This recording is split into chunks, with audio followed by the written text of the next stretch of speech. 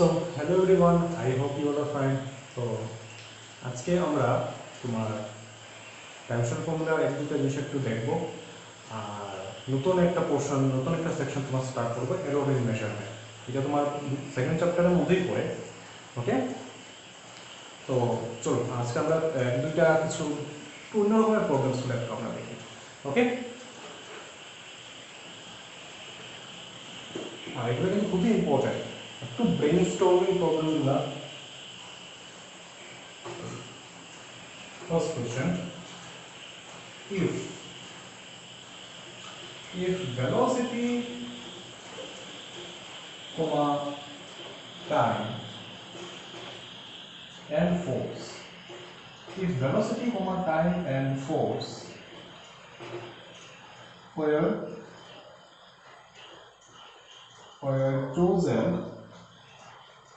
chosen as basic quantities, basic or fundamental direct होता है, were chosen as basic quantities, comma find the dimensions of mass and energy.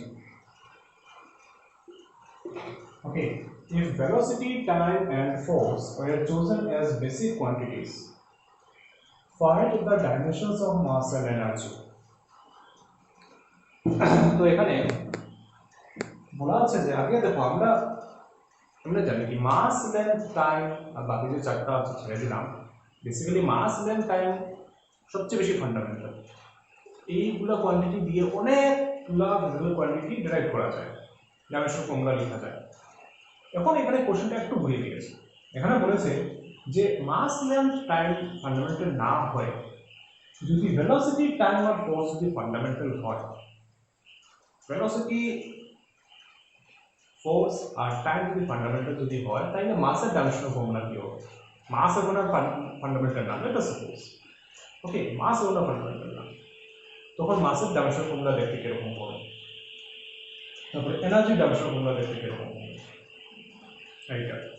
So এখানে একটা জিনিস তোমার খেয়াল করে রাখতে লাগবে যে যেহেতু বলেছে ভেলোসিটি টাইম আর ফোর্স ফান্ডামেন্টাল, তো যে কোনো ডাইমেনশনাল ফর্মুলা যখন লিখবো তখন আমি কিরকম লিখবো? ব্র্যাকেট দিয়ে এফ টি ভি এরকম লিখতে লাগবে। এদিকে যখন মাস লেন্থ টাইম ফান্ডামেন্টাল ছিল তখন তো আমি সব ভিজিবল কোয়ান্টিটিসগুলোকে এম এল টি দিয়ে লিখতাম। এখন বলেছে তোমার ভেলোসিটি টাইম আর ফোর্স ফান্ডামেন্টাল, তো নিশ্চয়ই আমি যত সব কোয়ান্টিটিস এখানে দিয়েছে বার করার জন্য মাস আর এনার্জি এগুলোকে এফটিভি ফর্মে লিখতে লাগবে। ওকে, তখন আমি আগে কিরকম করতাম? ফোর্সকে আমি এমনভাবে ভাবতাম যাতে তাকে আমি কেজি মিটার সেকেন্ডে কনভার্ট করতে পারি। কিছু একটা ফর্মুলা দিয়ে এমনভাবে ভাবতাম আমি যাতে আমি তাকে কেজি মিটার সেকেন্ডে আমি কনভার্ট করতে পারি। তখন আমার এরকমই তোমার মাসকে আমার এমনভাবে ভাঙতে লাগবে যাতে এটা ফোর্স টাইম আর ভেলোসিটিতে আসে, ফোর্স টাইম আর ভেলোসিটিতে তোমার আসে। ওকে, সো কি করে আসতে পারে দেখো? সো আমরা দেখো মাসের যদি ডাইমেনশন ফর্মুলা আমি যদি বার করতে চাই, তখন আমি একটা ফর্মুলা জানি, F = ma। এটা জানি মাসকে আমার ফোর্স টাইম আর ভেলোসিটিতে এক্সপ্রেস করে ডাইমেনশন ফর্মুলা দিতে লাগবে। তো মাস আমি কি লিখতে পারি? Force by acceleration. Okay, acceleration তো ফান্ডামেন্টাল না, তো অ্যাক্সেলারেশনকে আমার কিছু করতে লাগবে। সো আমি কি করলাম, অ্যাক্সেলারেশনকে কি লেখা যায়? Velocity by time. এই ভাবে এসে গেছে, ঠিক আছে? থিটা উপরে উঠবে, তো force into time by velocity. Okay, so therefore dimensional formula of m will be f1 t1 আর যদি v উপরে উঠলে কি হবে? মাইনাস উঠবে, তো v - 1। এটা হলো তোমার মাসের ডাইমেনশনাল ফর্মুলা। চলো মাসের ডাইমেনশনাল ফর্মুলা দেখো, কোশ্চেনটা একটু ভালো ঘুরিয়ে দিয়ে দিচ্ছি তোমাদের। ওকে, এরপরে 12 নম্বর বলেছে এনার্জি। এখন দেখো এনার্জি তো যে কোনো কিছু এনার্জি হতে পারে, ওকে। তো যে কোনো এনার্জি হোক, আমি ধরো কাইনেটিক এনার্জি যদি নেই, এটা কি হবে হাফ এমভি স্কয়ার। হাফ তো তোমার কনসিডারেশন আসবে না, হাফ তো কনসিডারেশন আসবে না, তো কারণ কি হাফের ডাইমেনশন ফর্মুলা নেই। তখন এনার্জিকে, এই যে এনার্জি এটাকে আমি ই দিয়ে লিখে দিই, মাস আর ভেলোসিটি স্কয়ার। তো ভেলোসিটি তো ফান্ডামেন্টাল আছে, ঠিক আছে। মাসের তো আমি আগে থেকে পেয়ে গেছি, এটা কি ছিল f t v - 1। তো this is the dimensional formula of energy, যেটা হবে এটা কি হবে f t v - 1, আর দিকে ভেলোসিটি স্কয়ার মানে v2। আর কি এনার্জি ডাইমেনশনাল ফর্মুলা, যদি তোমার ফোর্স টাইম আর ভেলোসিটি যদি ফান্ডামেন্টাল হয় কি হবে f t v1। এরকম 1 দিতে পারো, না দিলেও হবে। ইয়েস। তো এই দেখো তোমার, সো এরকম তোমার কোশ্চেন্স কিন্তু খুব পপুলার, ওকে। এগুলো কিন্তু তোমার পরীক্ষাতে কোনো সময় থাকে। সবসময় তোমার মাস দেন টাইম ধরা হচ্ছে আর কি, যে ধরা কি মানে খুব কেয়ারফুলি ধরেছে, কিন্তু ভেলোসিটি টাইম আর ফোর্স তাদেরকে ফান্ডামেন্টাল ধরেছে, ওকে। তো এটা দিয়ে করলো, সাপোজ আর কি যে ভেলোসিটি টাইম আর ফোর্স হলো ফান্ডামেন্টাল, তো আমি এটা দিয়ে যদি ফর্মুলা যদি বানাই, ডাইমেনশনাল ফর্মুলা যদি দেখি ঠিক এরকম এরকম হতে পারে, এইটাই। তো এরকম আমরা আরেকটা আমরা ট্রাই করে দেখি আমরা পারি কি না।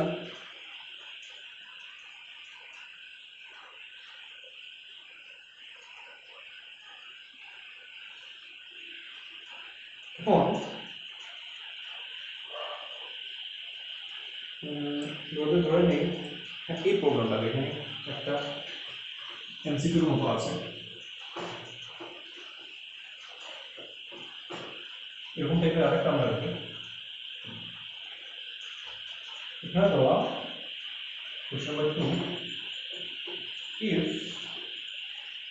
if the energy E, velocity v are and force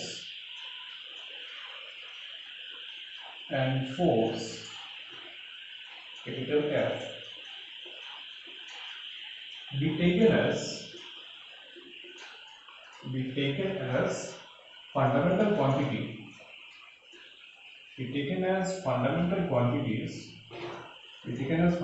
quantities, okay, then the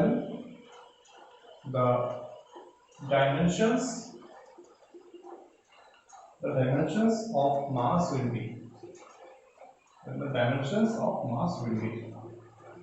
देखो डायमेंशंस और डायमेंशन फॉर्मूला कंफ्यूज হবে না, डायमेंशंस ऑफ मास, ओके। तो डायमेंशंस ऑफ मास মানে অনেক সময় অনেক রাইটার ডাইমেনশন ফর্মুলা না বলে ডাইমেনশনস বলে, ওই তো তোমার ডাইমেনশনস যদি দেখতে যদি লাগে তোমার ডাইমেনশন ফর্মুলা তো লিখতেই লাগবে, তো অপশনস তো তোমার ডাইমেনশন ফর্মুলা মতো দিয়ে দেবে।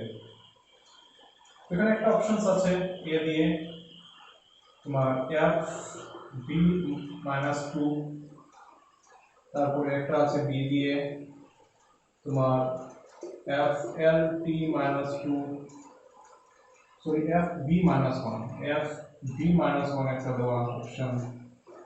তারপরে একটা তোমার আছে সি তোমার e v - 2, একটা হলো d e v2, এটা এরকম অপশনস দেওয়া, ওকে।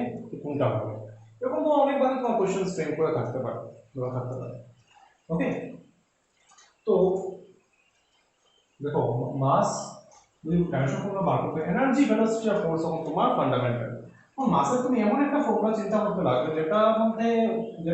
যেটাকে আমি এনার্জি ভেলোসিটি আর ফোর্স দিয়ে এক্সপ্রেস করতে পারি। একটু আগে আমরা বলেছি এনার্জি ই, এটাকে কি লেখা যায় হাফ এম ভি স্কয়ার। হাফের তো কোনো রোল নেই, আমি মাসকে কি লিখতে পারি, লিখে দিই আমি আপাতত এনার্জি বাই ভি স্কয়ার।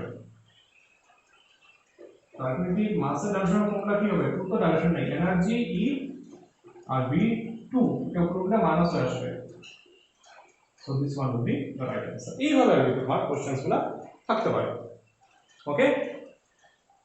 এরপর দেবে আরেকটা জিনিস তোমাকে দেয়, আসলে বুঝতে পেরেছো এরকম আর কি, মাস লেন্থ টাইম ফান্ডামেন্টাল না বলে এগুলো ফান্ডামেন্টাল এখান থেকে তুমি করো এইটা।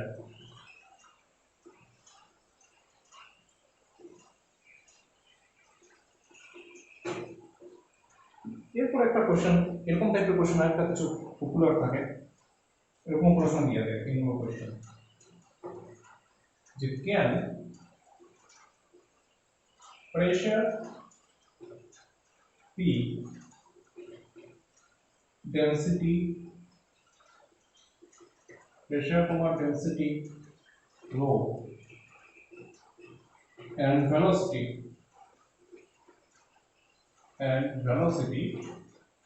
v be taken as fundamental quantities, be taken as fundamental quantities, be taken as fundamental quantities, question mark দিয়ে দিল। তখন তারা সত্যি সত্যি বলছে, এইটা তো এসিউম করলো, এবং তারা সত্যি সত্যি বলছে যে আমি মাস লেন্থ টাইম কে ফান্ডামেন্টাল না ধরে প্রেশার ডেন্সিটি আর ভেলোসিটিকে আমি ফান্ডামেন্টাল ধরতে পারি কিনা। ওকে, এটা কিন্তু সব কিছু আমি এক্সপ্রেস করতে পারি কিনা। সো এমনি তো দেখতে তো লাগছে প্রেশার ডেন্সিটি ভেলোসিটি কমপ্লিটলি তিনটা আলাদা জিনিস, আর লাগছে যে এদেরকে দিয়ে আমি এক্সপ্রেস করে নিতে পারবো।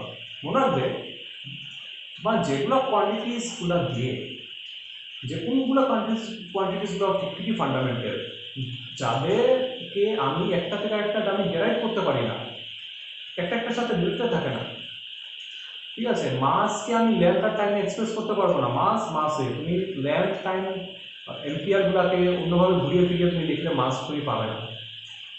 ওকে, তখন যদি প্রেশার ডেন্সিটি আর ভেলোসিটি যদি তোমার ফান্ডামেন্টাল কোয়ান্টিটিস হতে যদি লাগে, তো নিশ্চয়ই প্রেশার ডেন্সিটি আর ভেলোসিটি তারা নিজের মধ্যে কোনো রিলেশন থাকতে পারবে না, দে আর কমপ্লিটলি ইন্ডিপেন্ডেন্ট।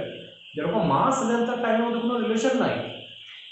ওকে, এম্পিয়ার টেম্পারেচার, মাসের টেম্পারেচার তুমি কি করে আনবে, বা মাস লেন্থ টাইমকে ইউজ করে টেম্পারেচার আনতে পারবে? নো। ওকে, টেম্পারেচার নিজেই একটা ফান্ডামেন্টাল। তো যদি তোমার প্রেশার ডেন্সিটি আর ভেলোসিটি তোমার যদি ফান্ডামেন্টাল যদি হতে লাগে কোয়ান্টিটি, তো তাদের মধ্যে নিজের মধ্যে কোনো রিলেশন থাকতে পারবে না।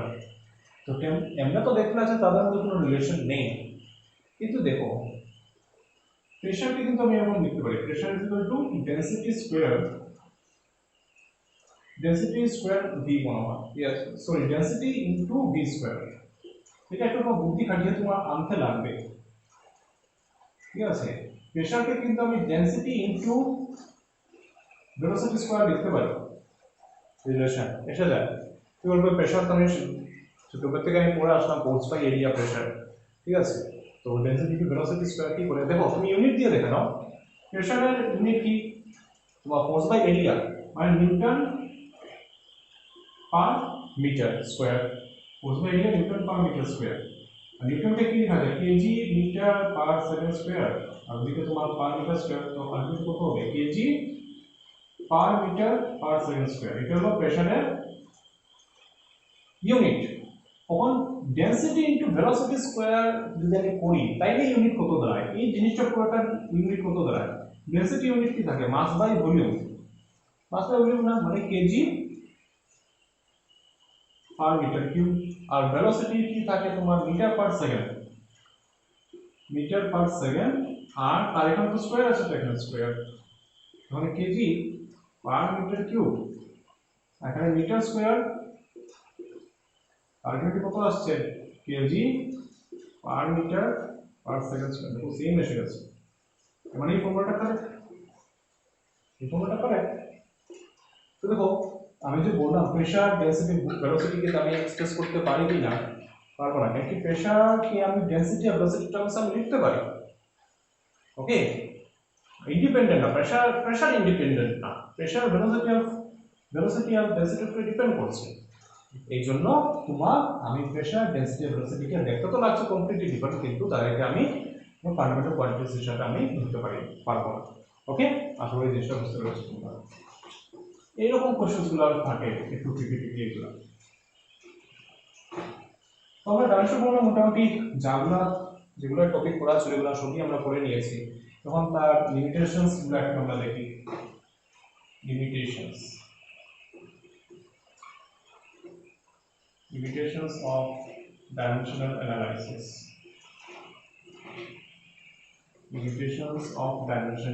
এগুলো একটু পরে রাখবে। limitations of dimensional analysis. ওকে, তো ডাইমেনশনাল ফর্মুলা লিমিটেশনস গুলো কি? দেখো, ডাইমেনশনাল ফর্মুলা একটা জিনিস হলো, ডাইমেনশনাল ফর্মুলা দিয়ে আমি যে ইউজ করে আমি ফর্মুলা বানিয়ে নেই, ঠিক আছে? ডাইমেনশনাল ফর্মুলা দিয়ে আমরা ইউজ করে আমরা ফর্মুলা ডেরাইভ করতে পারি। ওই ফর্মুলা কি সত্যি সত্যি ডেরাইভ হয়ে যায়? না, তার কনস্ট্যান্ট কে ভ্যালু তো বার করার কোনো রাস্তা নেই। এটা একটা কিন্তু তার লিমিটেশনস, ড্রব্যাকটা। ওকে, আরেকটা জিনিস তোমার অনেকগুলো ফিজিক্যাল কোয়ান্টিটিসে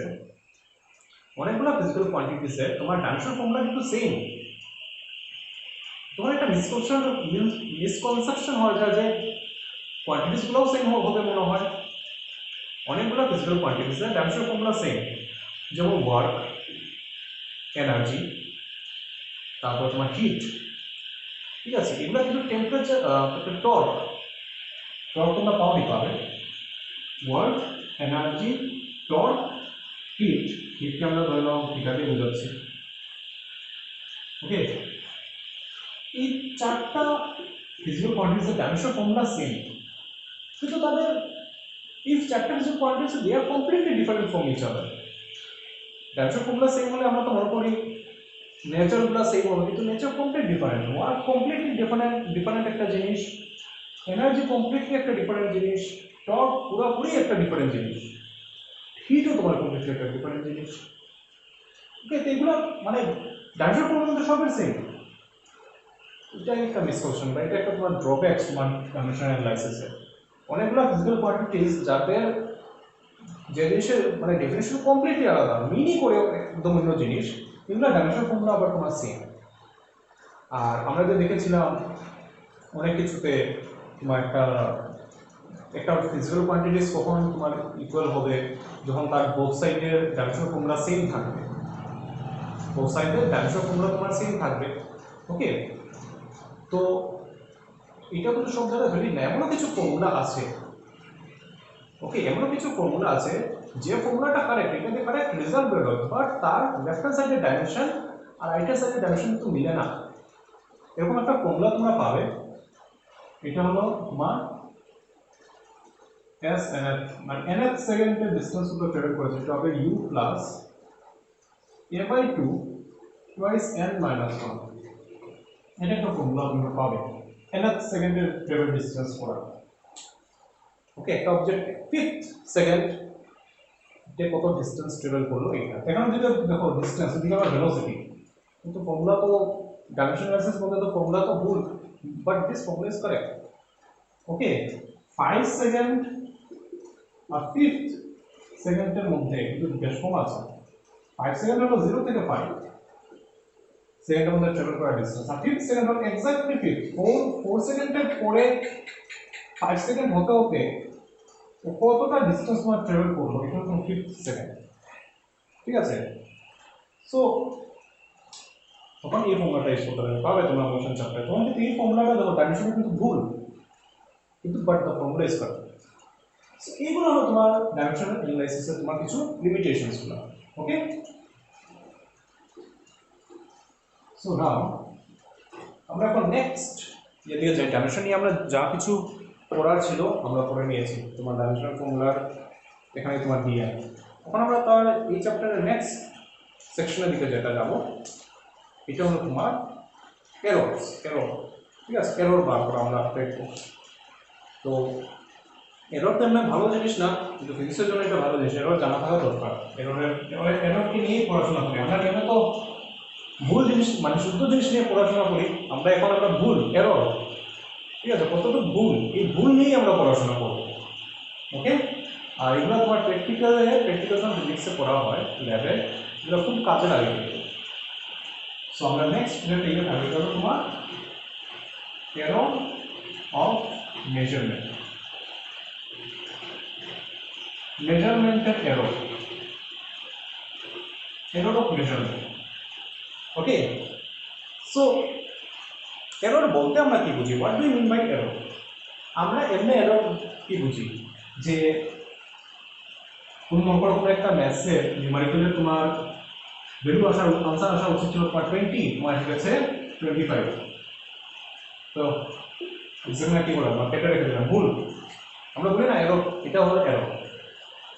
কিন্তু ফিজিক্সের ভাষায় এটা এরর না, ঠিক আছে? ফিজিক্সের ভাষায় এরর হলো ডিফারেন্ট, ঠিক আছে? এরর হলো, এররের ডেফিনেশন হলো, এররের ডেফিনেশন হলো ট্রু ভ্যালু, ট্রু ভ্যালু থেকে অবজার্ভ ভ্যালু ডিফারেন্স, এটাই হলো এরর। ট্রু ভ্যালু থেকে অবজার্ভ ভ্যালু ডিফারেন্সের নামই হলো তোমার এরর। ওকে, তাহলে ট্রু ভ্যালু কি আর এই অবজার্ভ ভ্যালু কি? দেখো ফিজিক্সে এরর যেটা কনসেপ্ট যেটা আসে এটা তোমার ল্যাব থেকে আসে, আমরা যে অনেকগুলো এক্সপেরিমেন্ট যে পারফর্ম করি। ওকে, তো এক্সপেরিমেন্টে আমরা যখন পারফর্ম যখন করি এক্স্যাক্টলি যে কারেক্ট রেজাল্ট আসে এটা কিন্তু না হতে পারে। যেমন আমি তোমাকে একটা এক্সাম্পল দিই, মনে করো আজকে তুমি স্মল জি এর ভ্যালু বার করবে, স্মল জি এর ভ্যালু আজকের জন্য আমরা জানি কি 9.8 বা মোর প্রিসাইসলি 9.81 বলা হয়, আমি 9.8 মিটার পার সেকেন্ড স্কয়ার দিয়ে আমরা ইয়ে করে রাখলাম, ঠিক আছে? তো এটা এটা আমি জানি এটা আমার ট্রু ভ্যালু। তুমি যখন ল্যাবে যখন যাবে we know this is the true value, এটা হলো ট্রু ভ্যালু, ঠিক আছে? এটা ট্রু ভ্যালু। তুমি সিম্পল পেন্ডুলাম দিয়ে আমরা কি করি স্মল জি ভ্যালুটা আমরা মেজার করতে পারি, ঠিক আছে, বার করতে পারি ইনডাইরেক্টলি। তো আমি জানি আমি যখন এক্সপেরিমেন্ট করা শুরু করবো আমি দেখবো আমার আমার মাথার মধ্যে এটাই থাকবে আমার তো রেজাল্ট 9.8 আসতে লাগবে।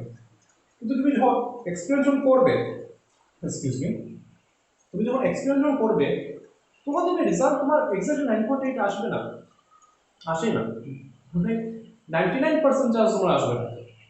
ওকে, তোমার আসবে দেখবে রিডিং 9.72, 9.88 এরকম তোমার আসবে, 9.95 হয়ে যেতে পারে। তুমি যেটা এক্সপেরিমেন্টালি করে যেটা আমরা যেটা পাই এক্সপেরিমেন্ট করে, আমরা যেটা নিজে দেখি, নিজে এক্সপেরিমেন্ট করে যখন আমরা বার করি স্মল জি ভ্যালু, এটাকে বলা হয় অবজার্ভ ভ্যালু। আমি যে অবজার্ভ করলাম, আমি প্র্যাকটিক্যালি দেখি যে আমি পেন্ডুলাম নমিনাল টাইম পিরিয়ড বার করে আমি জিগুলো বার করলাম, করে দেখলাম আমার এসেছে এত। কিন্তু ট্রু ভ্যালু এটা তো আগে যেটা ডিসাইডেড এটা তো 9.8, এটা হলো ট্রু, আমি জানি এটা ট্রু, ঠিক আছে? কিন্তু আমি যখন করতে যাবো লেবে তখন এটা তোমার ভ্যালুসগুলো ডিফারেন্ট হয়ে যায়। ওকে, ভ্যালুসগুলো ডিফারেন্ট। তো ওই যে তখন আমি বলবো তখন তোমার রিপোর্ট করতে লাগবে যে আমি তো এক্সপ্লেন করেছি যে বহুত মানে প্রিকশনস নিয়ে করলে তোমার তবু কি হয় রেজাল্ট একটু হলেও তোমার কিন্তু একটু থাকবে। খুবই যদি প্রিকশনস নিয়ে করো তবু দেখবে তোমার রেজাল্ট এরকম পাবে 9.78, 9.82, খুব যদি প্রিকশনস নিয়ে যদি করো, আর এরকম পসিবলই না নর্মাল লেভেল। তো তুমি যখন রিপোর্ট করবে, রিপোর্ট করার সময় তোমার রেজাল্ট দেখার সময় তোমার বলে দিতে লাগবে যে আমার এরর কতটুকু আসলো। ওকে, এরর কতটুকু আসলো আমার, এটা বলতে লাগবে তোমার। ওকে, তো অনেকে কোশ্চেন করতে পারে যে ট্রু ভ্যালু 9.8 এটা কি করে আসলো তোমার? তো দেখো এই 9.8 যে তোমার যে বার করা হয়েছে এক্সেপ্ট এটা বহুত কি বলবো তোমার আগে থেকে অনেক অনেক সায়েন্টিস্টরা বা অনেকে অনেক প্রিকশনস, ঠিক আছে, নিয়ে নানান জায়গায় তোমার ক্যালকুলেট করে পৃথিবীর নানান জায়গায় তোমার পারফর্ম করে বহুত সফিস্টিকেটেড। এটা হচ্ছে তারা খালি একবার এক্সপ্লেন করেছে বলে 9.8 ভ্যালু বেরিয়ে গেছে, অনেকবার হাজার বার তোমার এক্সপ্লেন করেছে, পৃথিবীর নানান জায়গায় এক্সপ্লেন করেছে, করে নিয়ে অল টুগেদার বহুত কিছু প্রিকশনস নিয়ে করার পরে গিয়ে তোমার এটা 9.8 অ্যাকসেপ্টেড করা হয়েছে।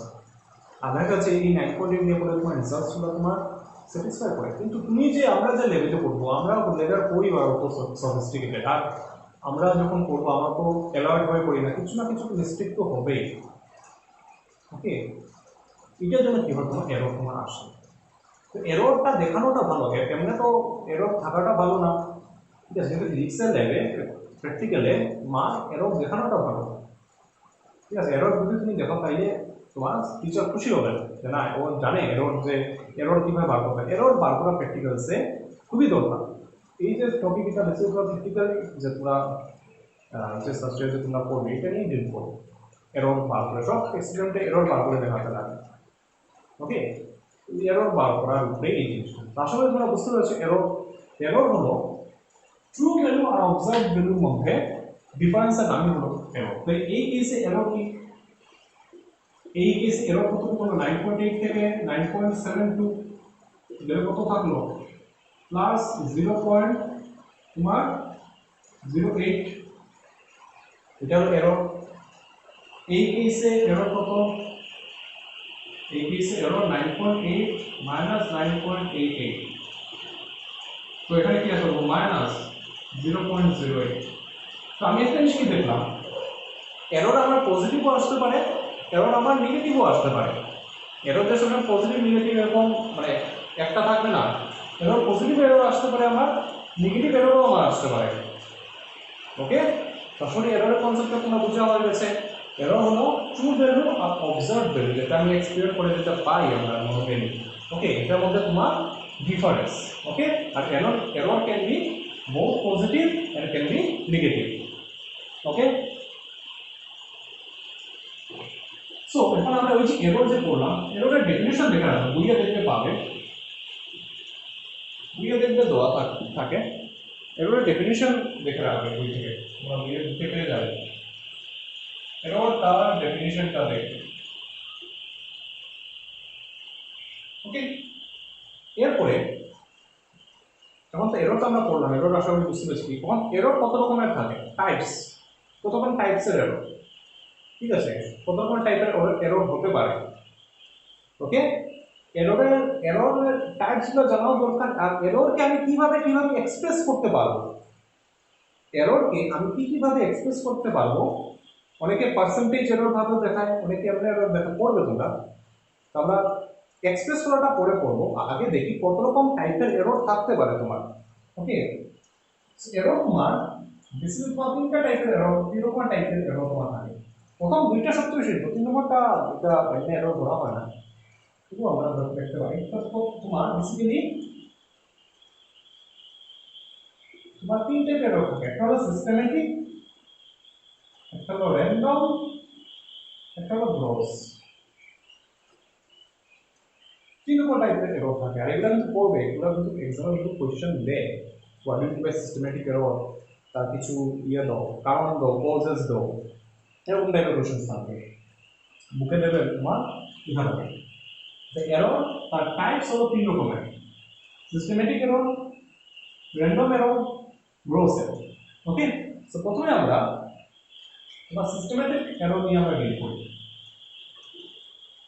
সিস্টেমেটিক এরর নিয়ে ডিল করি।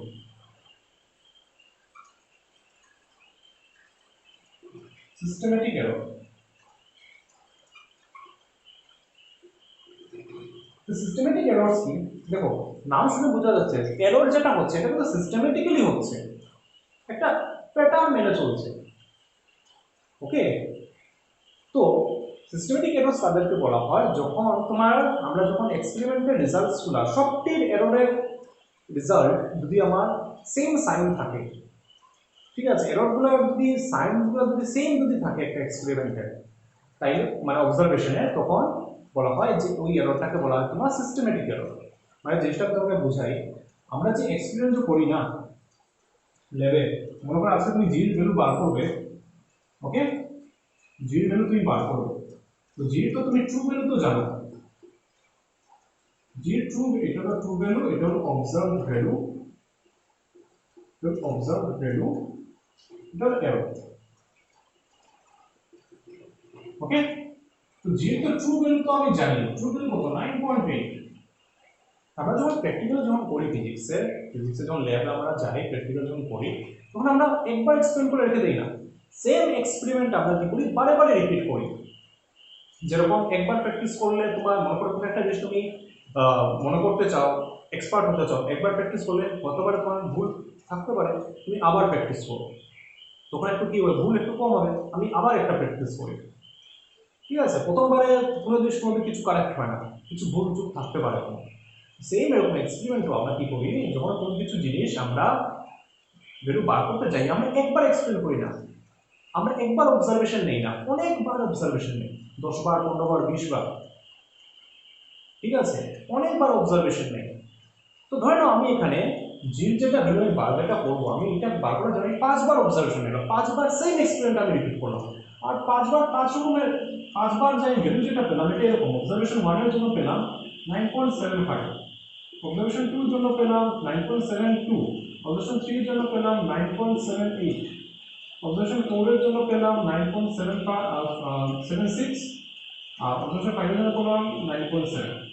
ঠিক আছে, যেগুলো তুমি বার করতে গেলে অল্প করে কি করলে, তুমি যেগুলো বার করতে যাওয়ার সময় কি আমি 5 বার আমি এক্সপেরিমেন্ট করলাম, 5 বার যে এক্সপেরিমেন্ট করলাম আমার রেজাল্ট আসলে এরকম এরকম রেজাল্ট আসবে। তুমি সবটার রেজাল্ট দেখো, তার সবটি রেজাল্টে এরর কত, প্লাস 0.05, প্লাস 0.08, প্লাস 0.02, यानी कि true value minus observe value করতে লাগে, প্লাস 0.04, প্লাস 0.1। দেখো সবটি এরর কি এসেছে, পজিটিভ এসেছে, সবটি এরর পজিটিভ এসেছে। ওকে, ওই যে সিস্টেমেটিক ভাবে এররটা হয়েছে সব পজিটিভ এরর, এরকম টাইপস অফ এরর যদি এক্সপেরিমেন্টের মধ্যে যদি পাও তাহলে এটাকে বলা হয় তোমার সিস্টেমেটিক এরর। তখন যদি মনে করো তখন আরেকজন এরকম রেজাল্ট পেল, আরেকজন এরকম রেজাল্ট পেল 9.85,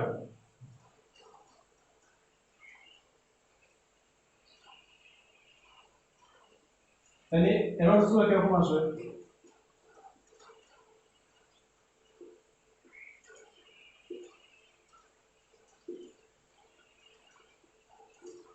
আরেকজন এরকম রেজাল্ট পেল অবজারভেশনে পরে, অবজার্ভ করে এরকম রেজাল্ট আসলো, তার সব এরর কি এসেছে, সব দেখো নেগেটিভ, একজন এসেছিল সব পজিটিভ, একজন এসেছিল সব নেগেটিভ, তো সিস্টেমেটিক সব সব সাইন এক থাকে অবজারভেশনে, তোমার এরর যেগুলো আমি বার করব, তখন এরকম টাইপস অফ এররকে বলা হয় তোমার systematic error. Okay, I hope তোমরা বুঝতে পেরেছো সিস্টেমেটিক এরর কাকে বলে। ওকে, এররস গুলো আইদার পজিটিভ থাকে, সব হলে সব পজিটিভ এক্সপেরিমেন্টে, তাহলে সব নেগেটিভ, কিন্তু মিক্স থাকবে না। ওকে, সো এগুলোকে বলা হয় তোমার সিস্টেমেটিক এরর। সো এই যে সিস্টেমেটিক এরর, এটা আসে কিসের জন্য, systematic error.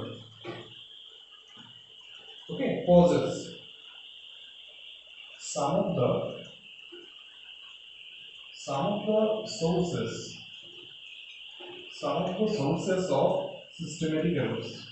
এগুলো পরীক্ষাতে কিছু লেখার জন্য দেবে, আর এক দুই লাইন এক্সপ্লেইন করার জন্য থাকতে পারে। Some of the sources of systematic errors are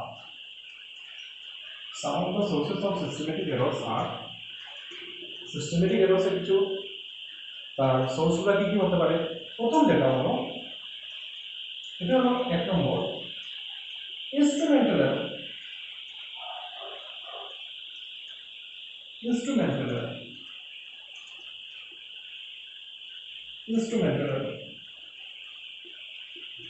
error বলতে কি, বুঝে দেখবে এগুলো লেখা থাকবে। ওকে, ইনস্ট্রুমেন্টাল এরর কি আমি তোমাকে বুঝিয়ে দিই।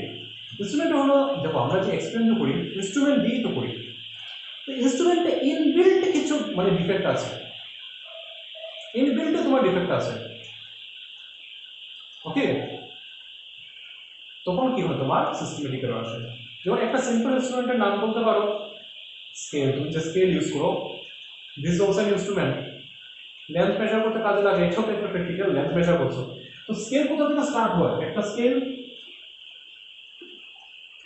কোথা থেকে স্টার্ট হয়, 0 থেকে স্টার্ট হয়, এরকম এরকম দিয়ে করে 1 থাকে, তখন মনে হয় কোনো স্কেল আর 0 নাই, ঠিক আছে 0 নাই, 0 কি নাই, এরপরে 0 আর 1 এর 10টা দাগ থাকে, এখানে তোমার 8টা দাগ, এরপরে আবার 10টা দাগ আছে, পরে 2 আছে, এখানে গড়বড় হয়ে গেছে, দুইটা দাগ মিসিং, 0 নাই, ওই যে ইনস্ট্রুমেন্টাল এরর। বুঝতে পেরেছো? এরকম মানে বিল্ড করার সময় কি হতে পারে, বা ইনস্ট্রুমেন্টে কিছু আগের থেকে এরর আছে, এটার জন্য তোমার কি হতে পারে, ইনস্ট্রুমেন্টাল এরর আসতে পারে, মানে সিস্টেমেটিক এরর আসতে পারে। ওকে, তারপরে imperfection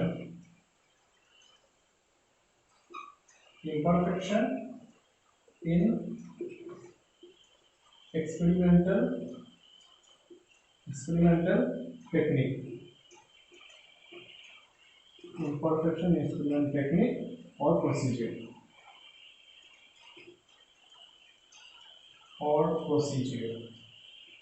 ঠিক আছে, এটা একটা রিজন হতে পারে।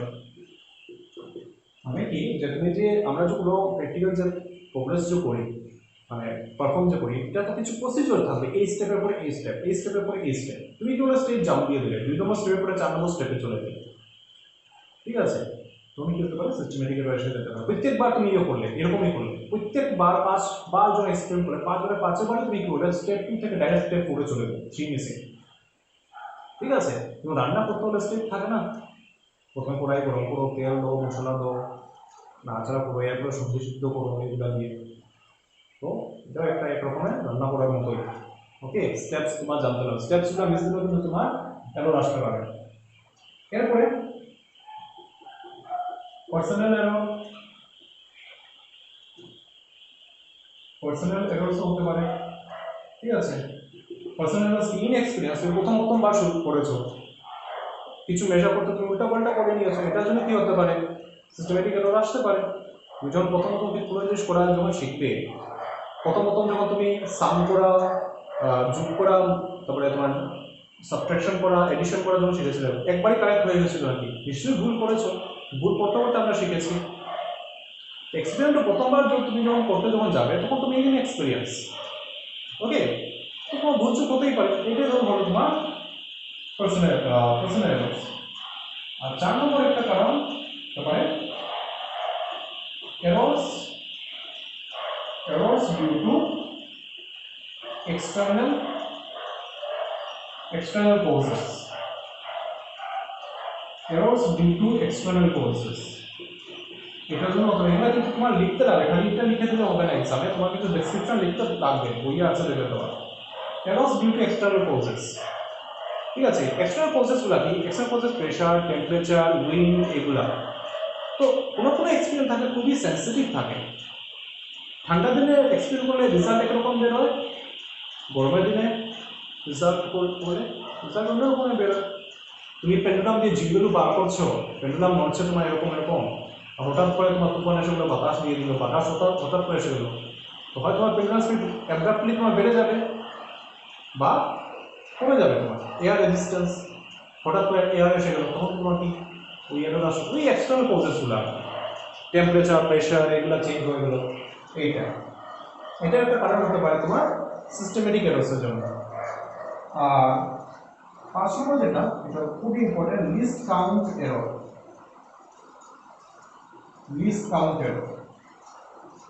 ঠিক আছে, লিস্ট কাউন্ট এরর। এই লিস্ট কাউন্ট এররটা কি, এটা আমরা আজকে একটু ভালো করে ডিসকাস করবো, আর আজকে টপিকই থাকবে, এগুলো বহুত ডিটেলে ডিসকাস করতে হবে। লিস্ট কাউন্ট এরর করার আগে আমার ভালো করে জানতে হবে যে লিস্ট কাউন্ট আমার কি জিনিস,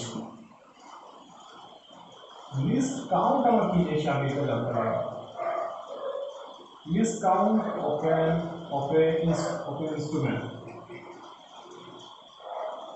of an instrument,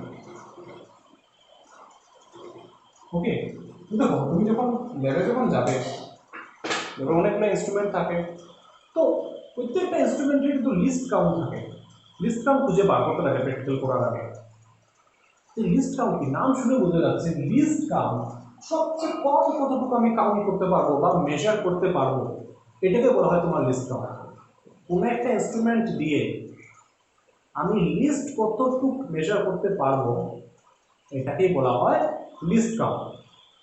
যেমন তোমার স্কেলের একটা ইনস্ট্রুমেন্ট, স্কেল দিয়ে লিস্ট কতটুকু তুমি কাউন্ট করতে পারবে, লিস্ট কতটুকু তুমি মেজার করতে পারবে, length 1 centimetre, no 1 millimetre, because তোমার স্কেল কিরকম থাকে, এটা 0, 1 2 3 4 5 6 4 5 9 10 এখানে 1 এটা হলো 1 সেন্টিমিটার। 1 সেন্টিমিটার নাকি তুমি ডিস্টেন্স মেজার করতে পারবে? না না, এই যে লিস্ট এটা 1 মিলিমিটার, ঠিক আছে 1 মিলিমিটার। সো তোমার স্কিনের লিস্ট কাউন্ট হলো তোমার 1 মিলিমিটার। ওকে, এটাকেই বলা হয় তোমার list count of N instrument. একটা ইনস্ট্রুমেন্ট দিয়ে আমি লিস্ট কতটুকু মেজার করতে পারবো, এটা হলো আমার লিস্ট কাউন্ট। তখন কোনো ইনস্ট্রুমেন্টের মনে রাখবে সবসময়, যে ইনস্ট্রুমেন্টের লিস্ট কাউন্ট সবচেয়ে কম হয়, যে ইনস্ট্রুমেন্টের লিস্ট কাউন্ট সবচেয়ে কম হয় ওই ইনস্ট্রুমেন্টটা কিন্তু সবচেয়ে বেশি ভালো। যে ইনস্ট্রুমেন্টের লিস্ট কাউন্ট সবচেয়ে কম হয় ওই ইনস্ট্রুমেন্টটা কিন্তু সবচেয়ে বেশি ভালো রেজাল্ট দেয়, একুরেট বা প্রিসিশনটা ভালো থাকে। যেমন ধরে না একটা স্কেল দিয়ে এই যে তোমার যেটা নর্মাল স্কেল, এটা দিয়ে তুমি কতটুকু মাপতে পারবে? 26.7 সেন্টিমিটার, কতটুকু তো মাপতে পারবে? ঠিক আছে না, এটা কি 26 সেন্টিমিটার প্লাস 7 মিলিমিটার আরো এক্সট্রা, এরকম করে তুমি তোমার স্কেল দিয়ে মেজার করতে পারবে? 26.72 না, এদিকে 0.01 মিলিমিটার কি করে মেজার করবে? দামি তো না, ঠিক আছে। তুমি তোমার নর্মাল স্কেল দিয়ে 26.7 মেজার, এরকম টাইপের তুমি মেজারমেন্ট নিতে পারবে। কিন্তু এরকম করে তোমার স্কেল দিয়ে এটা দাগ দিবে তো তুমি দেখো তুমি পারো কিনা 26.72 দাগ করতে একটা লাইন দিয়ে দেখো পারো কিনা 26.72, পারবে না, দাগই তো নয়। এটা কি লিস্ট কাউন্টই তোমার 1 মিলিমিটার, কতটুকু এরকম টাইপের তুমি দিতে পারবে। যার স্কেলে তোমার 0.1 মিলিমিটার আছে, ওকে, হয়তো তুমি এটা ইয়ে করতে পারবে। তখন মনে করো একজনের টেবিল, একটা বেঞ্চের একটা ডেস্কের লেন্থ মেজার করবে, একজনে তুমি এই স্কেল দিয়ে মেজার করলে লেন্থ আসলে এটা, আরেকজনে কি করলো নতুন একটা মডিফাই স্কেল বানালো আর যার ডিসকাউন্ট 0.1 মিটার, তার লেন্থ কত? কারটা কার কার অবজারভেশন তুমি বেশি ভিজিট করবে, কারটা দেখতে সবচেয়ে একুরেট লাগছে তোমার এইটা 26.7, একদম মানে বেশি তোমার প্রেসিশন আছে, একুরেট রেজাল্ট। তখন মনে করো তোমার স্কেলে এই মিলিমিটারের দাগগুলি দেওয়া থাকতো না, তোমার স্কেলে যদি মিলিমিটারের দাগগুলি দেওয়া থাকতো না, খালি 0 থেকে 1 যদি দেওয়া থাকতো, তো তাই তার লিস্ট কাউন্ট কত হবে? 1 সেন্টিমিটার। তখন কি তুমি 26.7 মেজার করতে পারলে না? না, তখন খালি তুমি 26 সেন্টিমিটার অবধি মেজার করতে পারবে না। অযথা তো এখানে কোনো তোমার মন করো ইয়ে ভ্যালু নিয়ে নিলে তো হবে না, দাগ তো নিয়ে নিলে হবে না, পুরো ডিফাইন করে দাগ দেওয়া হয়েছে। তো ওই যে লিস্ট কাউন্ট, এটা তখন যে স্টুডেন্টের তোমার লিস্ট কাউন্ট সবচেয়ে কম, তার তার এরর কি আসে তোমার সবচেয়ে কম আসে।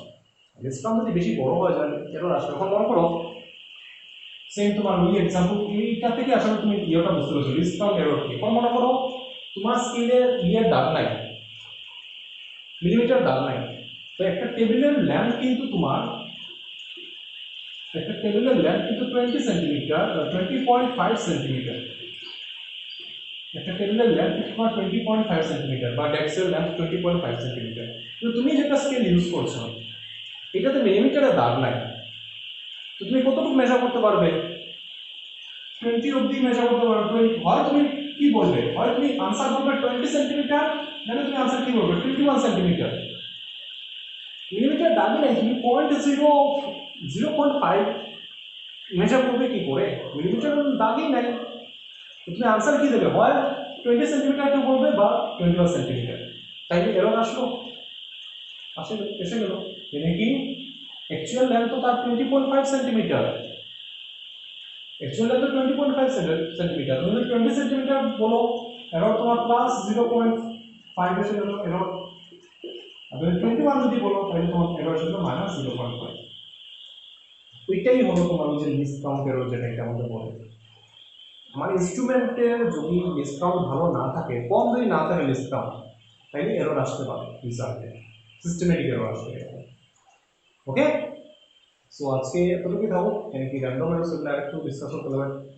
আজকে এতটুকুই থাকবো, এগুলো ভালো করে দেখো। আমার নেক্সট লেকচারে আমরা র্যান্ডম এরর্স, পোরস এরর্স এগুলো নিয়ে ডিসকাস করবো, আর এরর্সগুলোকে কীভাবে রিপ্রেজেন্ট করা যায় এগুলো নিয়ে পড়বো, আর এরর্সের কিছু নিউমারিক্যালসগুলো আমরা দেখতে লাগবো। Okay, so that's all for today.